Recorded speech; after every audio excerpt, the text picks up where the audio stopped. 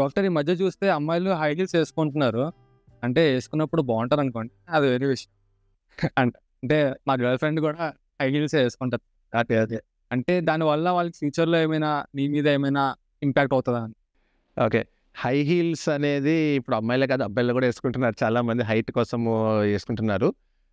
High heels అనేది మనకి height పెరగడంతో లుక్‌లో గానీ చాలా మార్పొస్తుంది. నిజమే కాదనట్లేదు గానీ, నేను ఆర్థోపెడిక్ సర్జన్, ఆర్థోపెడిక్ డాక్టర్ లాగా నేను చెప్పదలుచుకుంది ఒకటే ఏంటంటే, హై హీల్స్ అనేది పార్టీస్‌కో, ఫంక్షన్స్‌కో ఏసుకోవడం కరెక్టే గానీ, రోజు డైలీ లైఫ్‌లో ఏసుకోవడం అనేది కరెక్ట్ కాదు. అంటే ఒకేషనల్‌గా వేసుకుంటే మీరేదైనా మూవీస్‌కెళ్తున్నారో, మూవీస్ కూడా అసలు ఏసుకోకూడదు. ఏదైనా పార్టీస్‌కెళ్తున్నారు, బర్త్‌డే పార్టీయో లేదా సమ్ మ్యారేజ్ ఫంక్షన్‌కో, రిసెప్షన్‌కో అట్లా కావాలంటే ఏసుకోవచ్చు గానీ, మీరు regular day to day activities మూవీస్‌కో, రెస్టారెంట్స్‌కో ఎక్కడికి పోయినా, షాపింగ్‌కెళ్ళినా హై హీల్స్ అనేది నాట్ సజెస్టబుల్.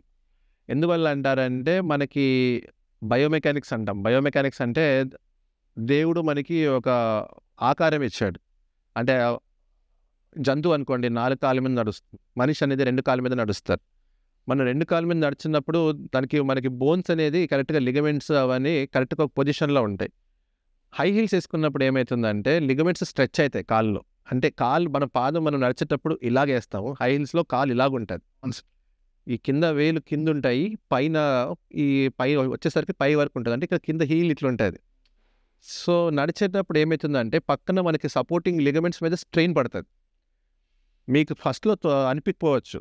నాకేం నొప్పి లేదు, నేను బాగానే నడిచేస్తున్నాను అని చాలామంది అనుకుంటారు అమ్మాయిలు. కానీ తరచుగా హై హీల్స్ ఏసుకున్న వాళ్ళకి కొన్ని సంవత్సరాల తర్వాత, అంటే ముఖ్యంగా ఓల్డ్ ఏజ్‌లో, అంటే ఓల్డ్ ఏజ్ అంటే మరీ ఓల్డ్ ఏజ్ కూడా కాదు.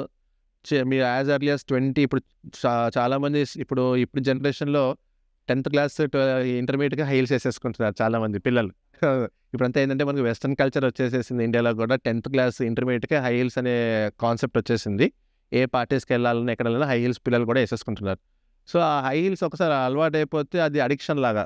అరే! నేను హైట్ పెరిగాను కదా, చూడడానికి బాగున్నాను, అందంగా ఉన్నాను, చాలామంది అమ్మాయిలు అపోహలో ఉంటారు కానీ, height is not the only thing. మీకు ఆ హై హీల్స్ ఏసుకోవడం వల్ల over the period of time, అంటే ఏళ్ల తరబడి బోన్స్ మీద, లిగమెంట్స్ మీద స్ట్రెస్ పడి ఏదో ఒక రోజు అరిగిపోతాయి కాలు. పాదాలు అరిగిపోయిన తర్వాత మళ్ళా మనం ఎంత ఫిజియోథెరపీ చేసుకున్నా అప్పుడు మళ్ళీ ఓన్లీ రిపేర్ జాబే. ఒకసారి డ్యామేజ్ అయిన తర్వాత రిపేర్ చేసుకోగలుగుతాం కానీ దాన్ని మళ్ళా కొత్త చేయలేం. మనకు యాక్సిడెంట్ అయిందంటే మనము కార్‌కి యాక్సిడెంట్ అయిందంటే రిపేర్ చేసుకుంటాం. మళ్ళీ కార్ యాక్సిడెంట్ కొత్త కార్ లాగా అనిపించదు మాకు రిపేర్ అయిన తర్వాత. మనకు మనసులో బయట కనిపించినా కానీ, కొత్తగా ఉన్నా కానీ మనసులో ఆ భావన ఉంటుంది. అరే! ఈ కార్ యాక్సిడెంట్ అయింది కదా, మనం దీని పైన మరమ్మతు చేసాము, కానీ లోపల ఇది డ్యామేజ్ పీసే అని చెప్పి మనకి ఫీలింగ్ ఉంటుంది. సో, మనకి మనుషుల్లో కూడా ఆ నొప్పికి మనం మందులు, ఫిజియోథెరపీ చేసుకున్నా కానీ ఆ న్యాచురల్ ఫీలింగ్ అనేది ఉండదు. సో, అంతవరకు మనం చేయి కాల్చుకోకుండా ఉండడానికి ముందు నుంచే మనకి జాగ్రత్తలు పాటించాలి. So at the end of the time end of the statement ఏంటంటే, హై హీల్స్ అనేది ఓన్లీ ఫంక్షన్స్‌కో, పార్టీస్‌కో కొంచెం లిమిటెడ్ పీరియడ్ ఆఫ్ టైమ్ వాడండి. నేను అస్సలు ఏసుకోవద్దని చెప్పట్లేదు. లేదా నన్ను తంతారు పట్టుకొని. రెగ్యులర్‌గా రెగ్యులర్‌గా నార్మల్ ఫుట్‌వేర్ వాడడం బెస్ట్.